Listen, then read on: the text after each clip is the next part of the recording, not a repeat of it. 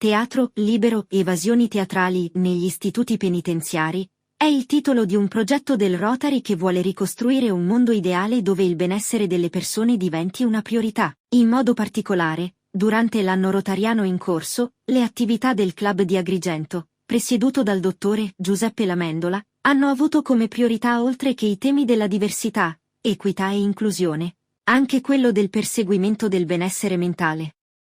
Da qui, grazie al contributo della Rotary Foundation, nasce il progetto dei laboratori teatrali rivolto agli ospiti del penitenziario di Contrada Petrusa. È oramai risaputo che il teatro, come strumento di trasmissione culturale ed inclusione sociale, e dell'intrattenimento inteso come pausa, produce sensazione di benessere e acquisizione di nuove consapevolezze. Partendo da questi presupposti il Rotary Club di Agrigento ha voluto introdurre, grazie anche alla sensibilità della direzione del carcere, un percorso a vantaggio degli ospiti dell'Istituto di Contrada Petrusa, che avesse come tema il teatro volto a contribuire alla prevenzione dell'aggressività e l'evasione momentanea.